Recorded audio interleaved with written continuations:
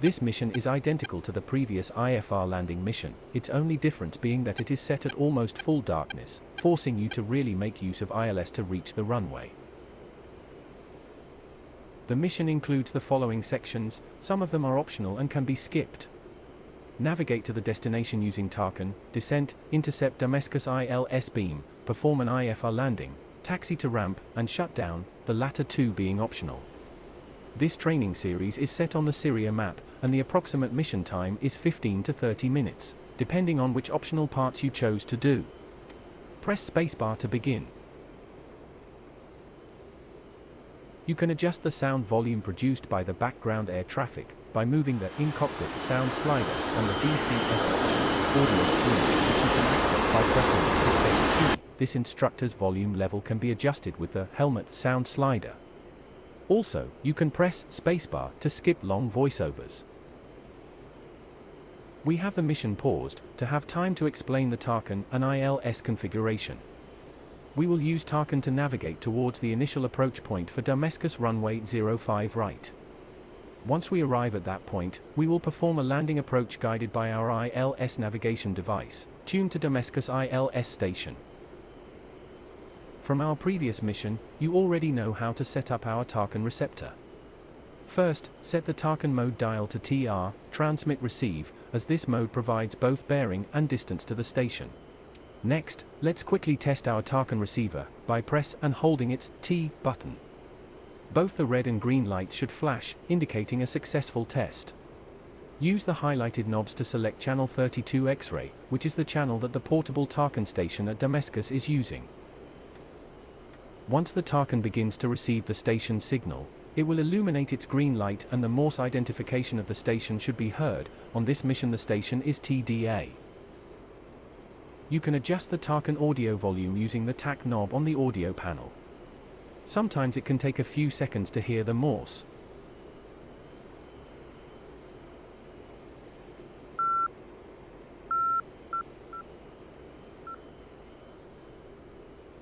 Select either navigation mode VT, VOR and Tarkan, or TT, radar and Tarkan.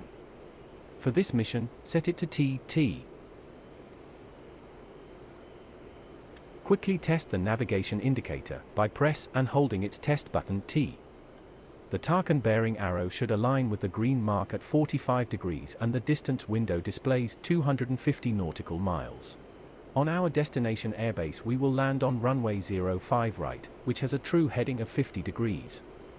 As the navigation system of the Mirage F1 uses only magnetic headings, we need to check on the F10 map, where we can see that this runway has a magnetic heading of 047 degrees. So, set a desired magnetic heading of 047 degrees, using the highlighted knob.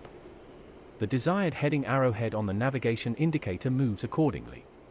Press spacebar once you have set the correct desired heading. At this point, the Tarkan bearing arrow is pointing directly towards the Tarkan station at our destination airbase, but we will use its vector mode to point towards the initial approach point instead, as shown on the diagram. So, for this approach, specify a point on bearing 47 plus 180 equals 227 degrees, and set at a 20 nautical miles distance, so that we may have a bit longer approach to allow more time for the training instructions. The highlighted outer ring allows you to control if the inner knob inputs vector distance or bearing. Using both, enter 020 for the distance counter, and 227 for the bearing.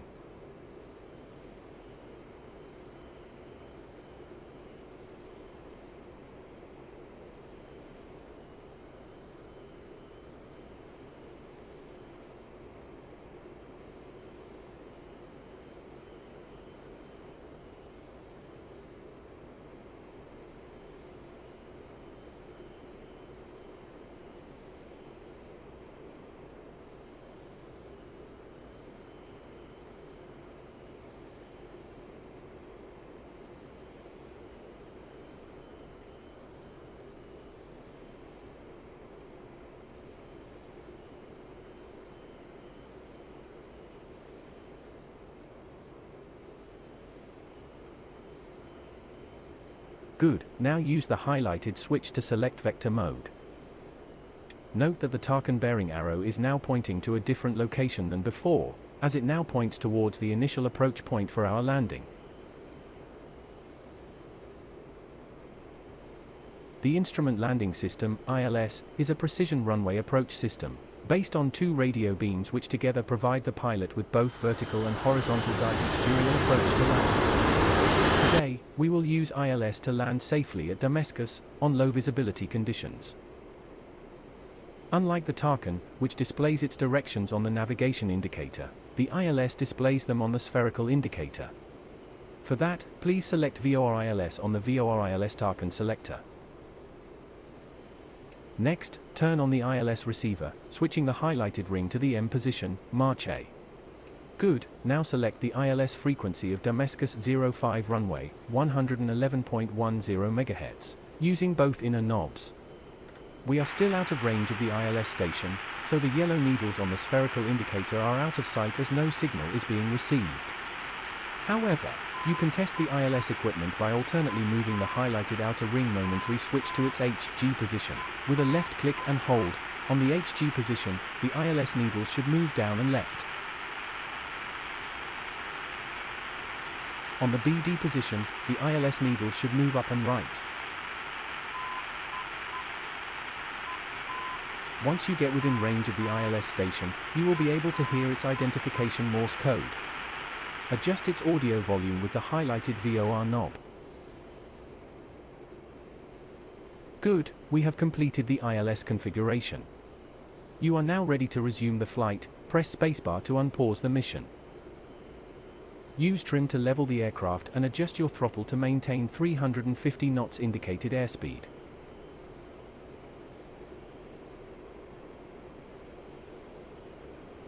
You will now have to turn the aircraft to the left, towards the direction pointed by the Tarkan bearing on the navigation indicator. Strive to keep your altitude constant during the turn.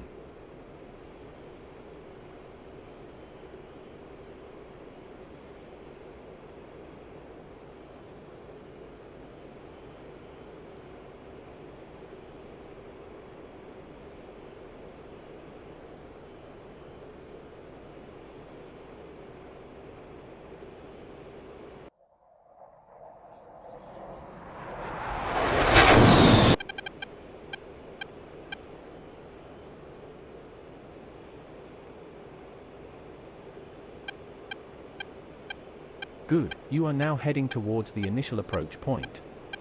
Level the aircraft and head it in such a way that the Tarkan bearing arrow on the navigation indicator is pointing straight up, towards the heading index.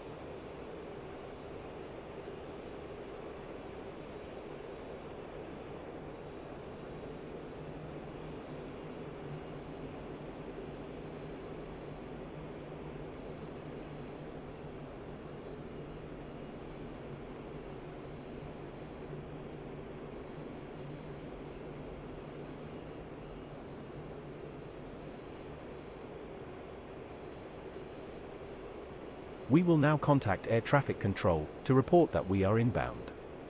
The green radio should be already on, set to the VHF frequency of ATC, and the green knob should be pushed in on the audio panel. Press the / key to bring up the DCS communications menu. OK, now select F5, ATC, FN, Damascus. If Damascus is not on the ATC list, it means we are still a bit far from it. Select F12 to exit the menu. Wait a few seconds and try again. Once you are able to select Damascus, press F1, inbound. ATC should respond with the instructions to fly an approach towards its active runway, which should be runway 05. Press spacebar once ATC has responded, and press F12 to clear the communications menu.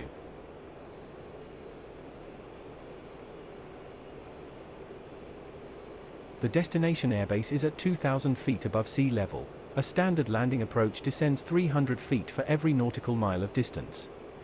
As our initial approach point is at 20 nautical miles from the runway, you should reach that point at about 2,000 plus 20 times 300 feet, equals 8,000 feet. You should now begin a shallow descent, so that you arrive at the IAP at an altitude of 8,000 feet. Use the following parameters for the descent: reduce throttle to 7,500 rpm, indicated airspeed of 350 knots. Even though it has no effect on DCS, set the demist switch to on, to keep the windshield from fogging.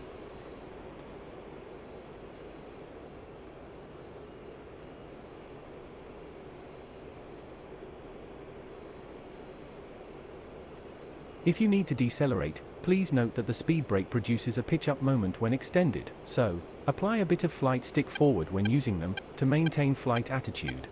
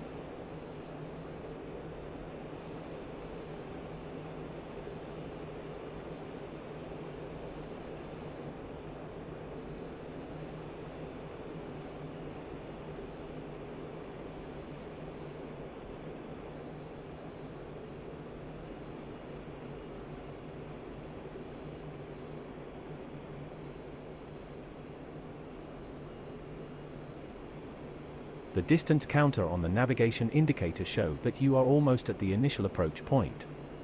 Flick the highlighted switch to normal, to select the Tarkan station at the airbase as destination. Good, the Tarkan bearing is now pointing towards the airbase. Note that the desired heading marker is almost at the same point, meaning that we are on the correct runway heading.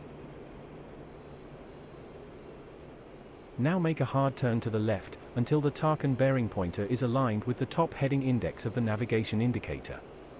Try to keep an 8,000 feet altitude during the turn.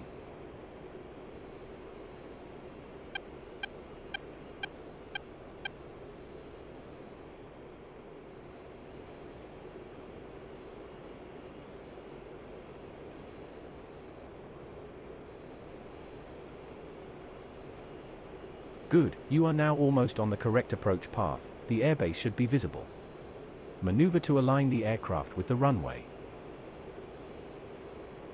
Reduce speed to 250 knots indicated, throttle at 6,500 rpm, extend air brakes if required.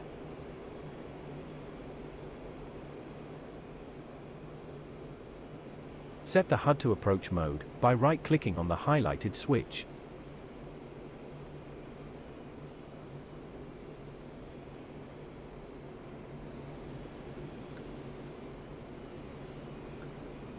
Good, next reduce the gun reticle brightness, to declutter the HUD. Wheel brakes test. Successively press and release each toe pedal. The frame light should lit on each press. Release the landing gear safety lever, in anticipation of deploying the landing gear.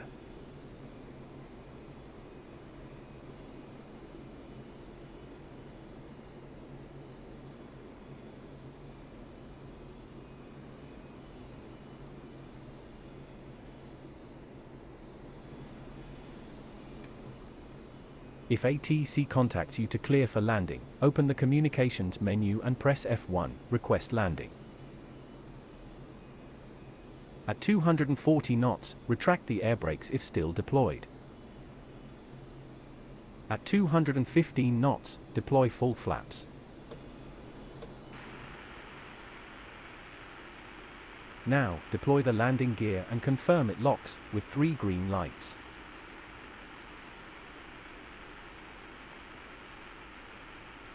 Turn on the landing light, by right-clicking on its switch twice. At 160 knots, increase RPM to 7,300 and trim the aircraft to attain a 10-degree incidence. Its indicator should be green. Maintain 150 knots until final approach, RPM at 7,300 incidence at 10 degrees. Place the HUD's orange dot, the velocity vector, over the runway threshold and keep it there. You may want to raise your seat to improve visibility at high incidence angles. We are now at 10 nautical miles from the runway, and we have paused the flight in order to explain the use of the ILS guidance.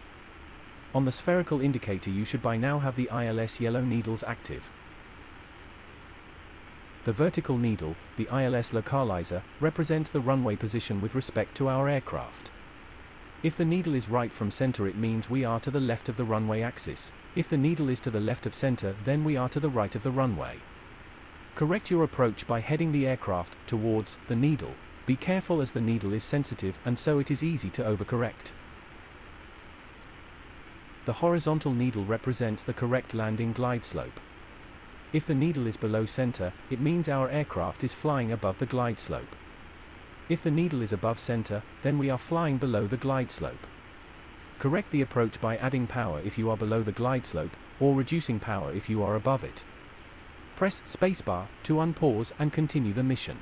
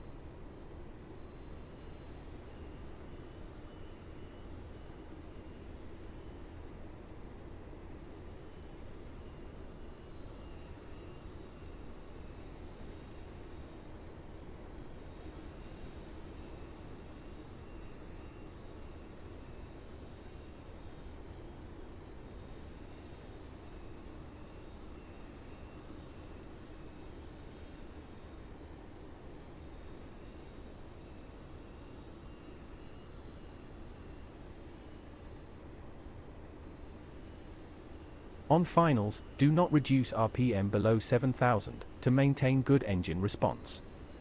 Velocity vector on runway threshold, the angle of attack should be between 9 to 11 degrees, RPM should be 7,300.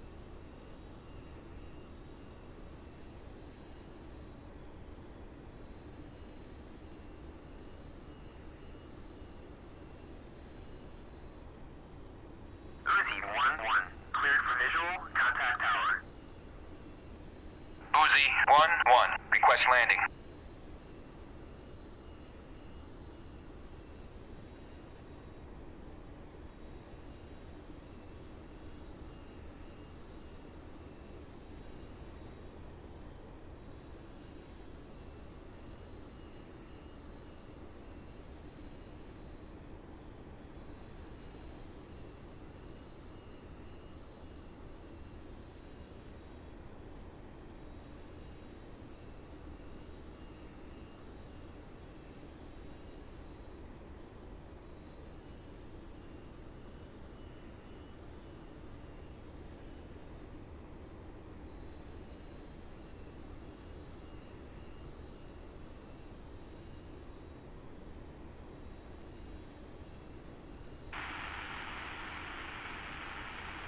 When reaching the overrun, pull out of glide slope to flare by increasing the angle of attack from 10 to about 13 degrees. Reduce engine RPM to 7,000 just before touchdown.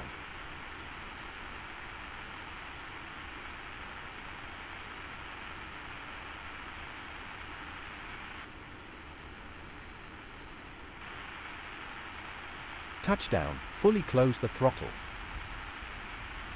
Brake chute. Deploy immediately after touchdown, bringing its control lever fully aft. Apply wheel brakes to help reduce the aircraft speed. The nose wheel steering system is available as soon as the nose wheel touches the ground. Depress its button to enable high sensitivity mode.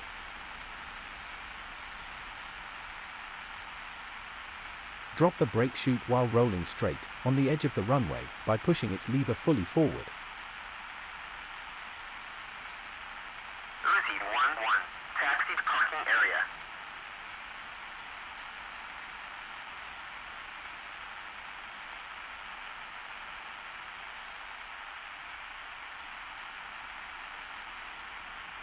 Good, the brake chute has been released. It will be picked up by ground crew.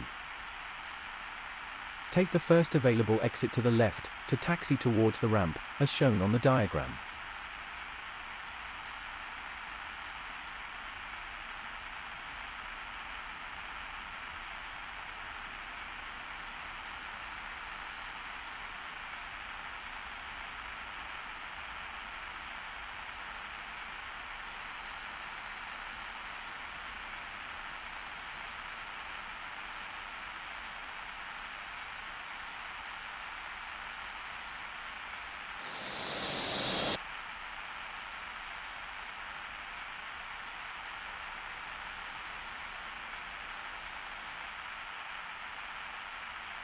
The taxi to ramp and aircraft shutdown are optional, please select. Press spacebar to end the mission at this point. Press backspace if you want to continue the taxi towards the ramp. Good, now you have to taxi towards the west ramp, where your ground crew is waiting for you. On the next intersection, turn the aircraft to the left.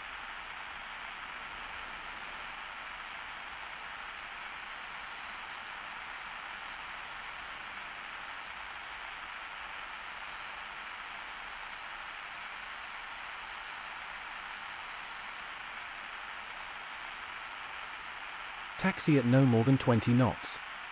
While taxiing, perform the following runway clearing procedure steps. On the left console, landing light, set to its middle position, taxi.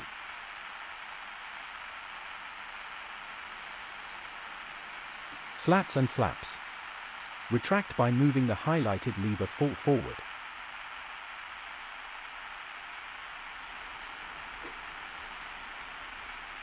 High lift devices switch, turn off.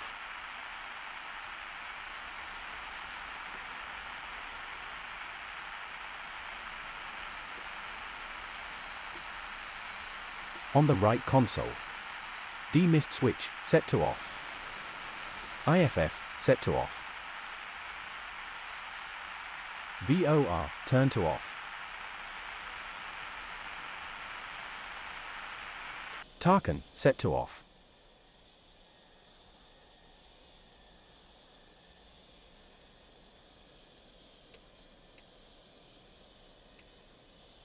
Radar, set to standby.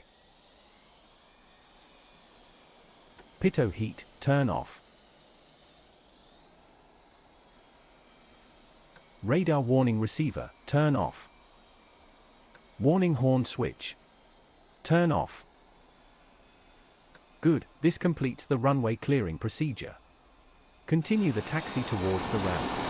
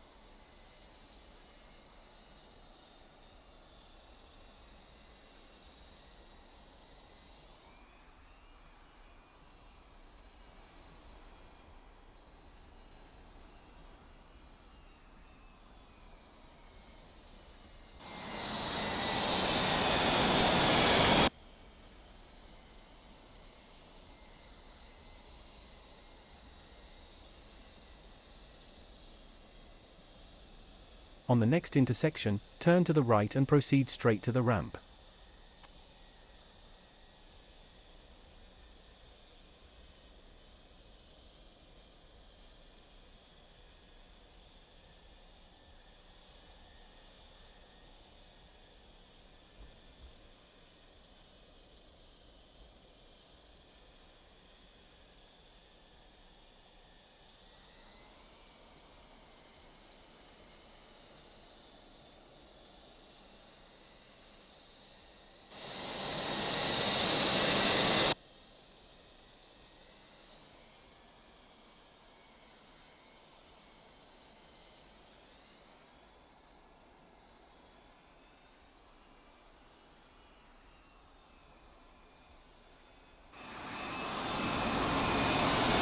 You are now almost at your ramp spot, your ground crew is waiting for you.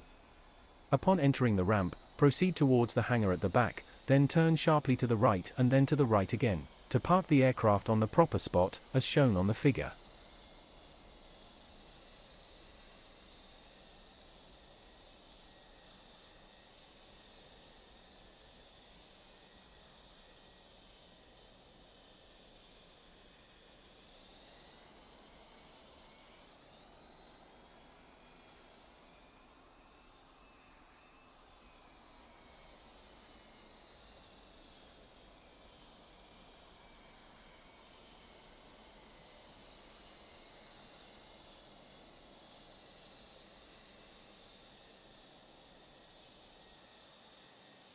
Good, you are now parked at the correct spot and heading. The aircraft shutdown is optional, please select. Press spacebar to end the mission at this point. Press backspace if you want to perform the aircraft shutdown.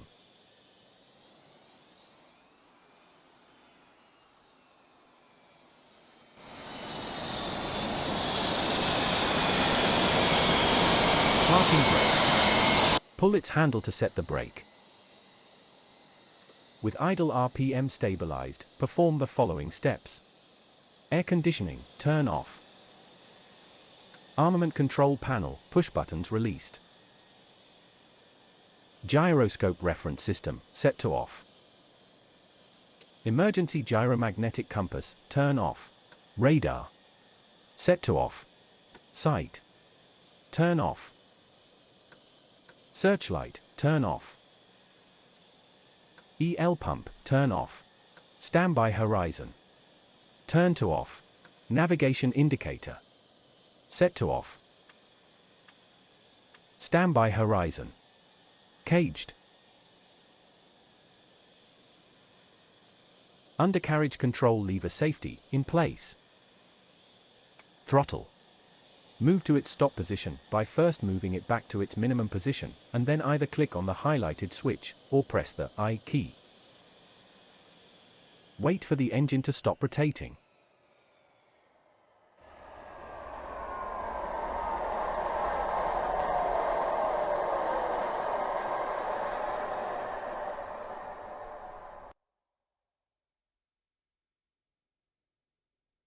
Low pressure fuel pumps, all three. Set to off.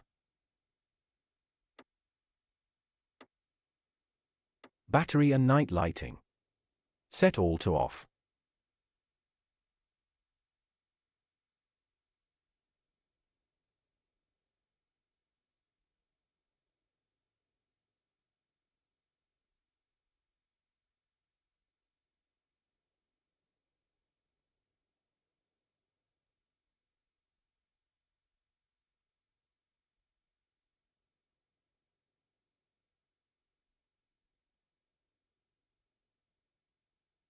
Canopy, open. First, click on its lock lever.